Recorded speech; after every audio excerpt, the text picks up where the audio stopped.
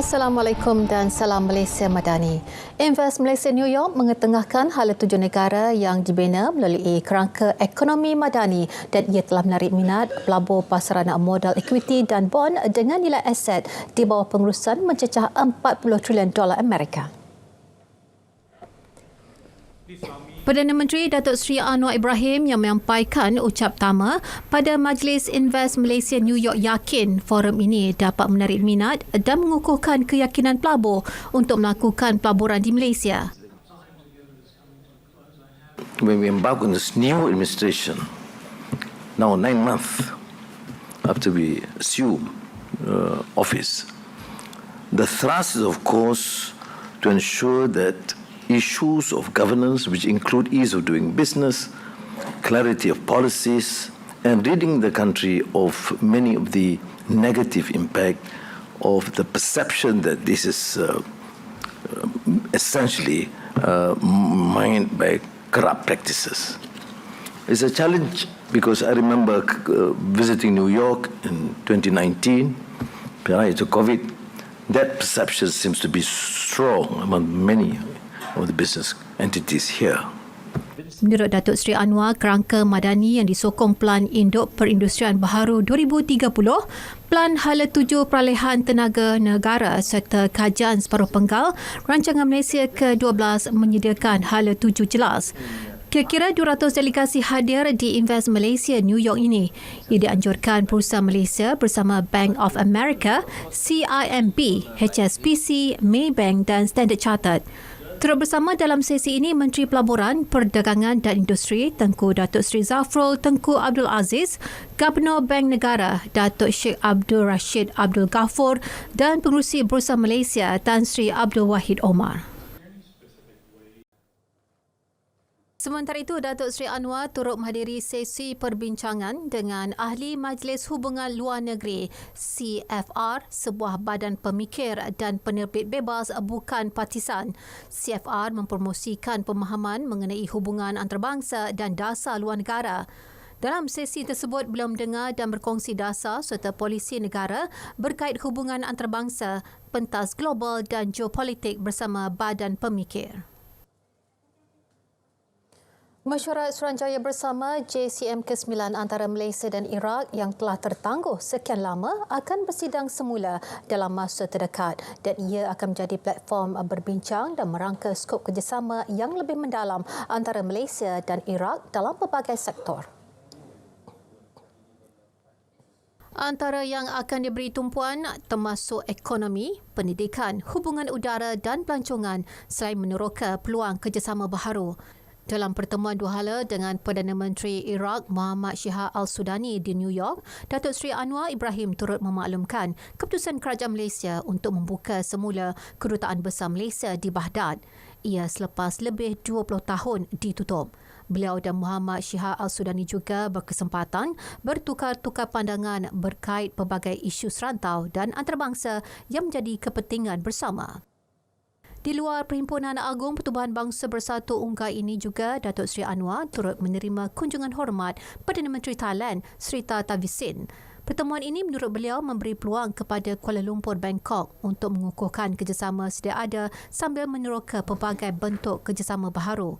Turut dibincangkan pelbagai isu lain melibatkan sempadan negara, proses perdamaian di selatan Thailand dan isu serantau yang mempunyai kepentingan bersama. Dalam perkembangan lain, Datuk Seri Anwar akan melakukan lawatan kerja ke Emirat Arab Bersatu UAE dan Arab Saudi Oktober depan dan ia bagi memenuhi jemputan ke UAE untuk melakukan lawatan kerja serta menghadiri sidang kemuncak ASEAN Majlis Kerjasama Teluk GCC dengan Arab Saudi menjadi tuan rumah. Jelasnya terdapat minat yang semakin meningkat daripada anggota GCC terhadap ASEAN.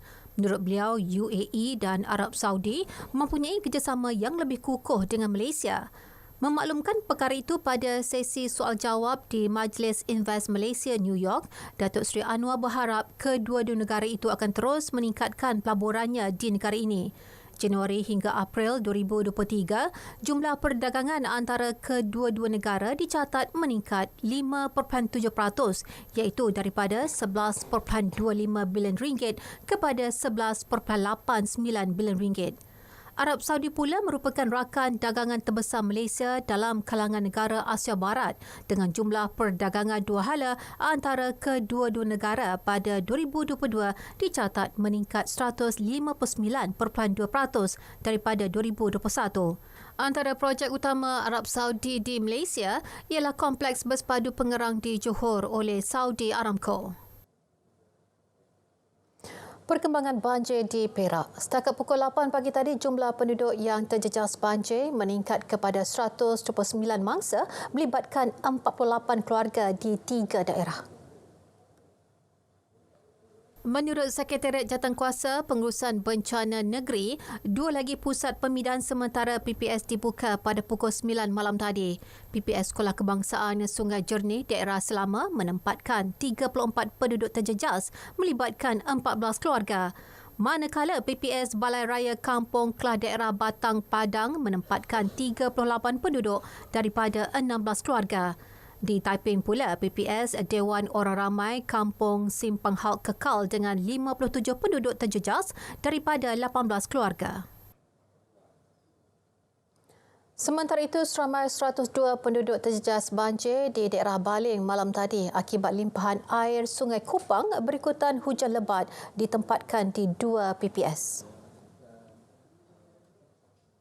Ketua Bahagian Sekretariat Pengurusan Bencana APM Kedah, Meja Pertahanan Awam Muhammad Suhaimi Muhammad Zain berkata, PPS pertama dibuka di Masjid Islahiyah Tawar pada pukul 11 malam tadi. Manakala PPS Masjid Binjul Luar Tawar dibuka pukul 12.30 malam. PPS Masjid Islahiyah Tawar menempatkan 91 penduduk terjejas daripada 31 keluarga, manakala PPS Masjid Binjul Luar menempatkan 11 penduduk terjejas daripada 2 keluarga. Hujan lebat di sekitar daerah itu malam tadi menyebabkan air sungai melimpah ke tebing di Kampung Padang Empang dan Kampung Iboy. Menurut Jabatan Pengaliran dan Saliran JPS Stesen Sungai Ketil di Kampung Kuala Pegang, paras air Sungai Kupang sudah melebihi paras bahaya iaitu 36.19 meter setakat 8 malam tadi.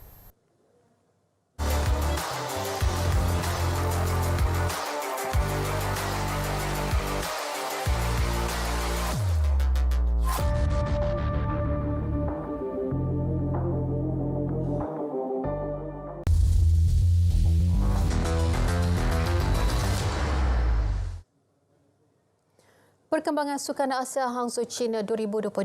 Pemain skuad rugby lelaki 17 Sevens kebangsaan Muhammad Azwan Zuhairi Mat Zizi mengaku sukar untuk mencapai sasaran ditetapkan ke atas skuad negara itu mara ke peringkat separuh akhir, dan ini memandangkan lawan dalam kumpulan A iaitu Filipina dan juara edisi lalu Hong Kong mempunyai skuad yang lebih berkualiti berbanding Malaysia. Kalau rekod sebelum ni kita lawan Filipina, ada yang kita menang, ada yang kita kalah. So game tu akan jadi 50-50 lah. So kita dah biasa lawan Filipina walaupun dia orang menggunakan player Mak Saleh apa semua, tapi kita dengan dia orang kita akan jadi fight lah. Kita akan nak bagi 100% macam mana pun. Sebab grouping kita ada satu lagi Hong Kong. Kalau kita kalah dengan Filipina, peluang untuk nak menang dengan Hong Kong tu sangat-sangat jauh lah. Tambah beliau, tempoh persiapan singkat di bawah kendalian jurulatih baharu Nik Safwan Ismadi Nikman juga menyukarkan skuadnya mencapai misi berkenaan. Skuad Rugby Sevens negara dijadualkan menentang Filipina dan Hong Kong pada 24 September ini. Sabah FC mencatat kemenangan bergaya 3-1 terhadap wakil dari Singapura, Huanggang United pada saingan Piala AFC dalam kumpulan H di Stadium Likas, Kota Kinabalu malam tadi. Gol pembukaan Sabah FC hadir seawal minit ke-5 perlawanan selepas hantaran Daniel Ting berjaya ditanduk Gabriel Perez. Gol kedua muncul pada minit ke-38 apabila sepakan sudut Sadil Ramdhani kemas disambut pemain kebangsaan Darrell Lock untuk selesa mendalui. Separuh masa kedua bermula, permainan rancak disajikan dengan pasukan Hogan United berusaha mencari gol. Hasilnya pemain pertahanan Takayama Kazuma berjaya menjaringkan gol pada minit ke-61 untuk mengekori dengan defisit 1 jaringan. 2 minit berselang, Darren Lock sekali lagi menjaringkan gol buat tuan rumah dengan menjadikan Sabah FC sekali lagi melalui dengan agregat 3-1 sehingga tamat waktu permainan. Satu permulaan yang positif di mana kita tahu dengan keadaan cuaca ataupun padang yang tidak begitu baik, kita mampu mendapatkan keputusan yang kita inginkan. Namun banyak lagi yang perlu kita perbaiki, terutamanya daripada segi penyudah ya. Dan ini penting jika kita ingin layak ke peringkat seterusnya. Weather was like that, and there was pitch, ball movement not so good. It's more this team mostly we playing on the ground. We don't have much physical players like Sabah got, For them, long ball, high ball, challenge the ball that was dominating in this area, We're not able to pass the ball, and then this weather was suitable for them. Baik, berita tengah hari berakhir di sini. Saya Miza Yusni Muhammad, Malaysia Madani, tekad perpaduan penuhi harapan. Dengan itu, Assalamualaikum dan salam hormat.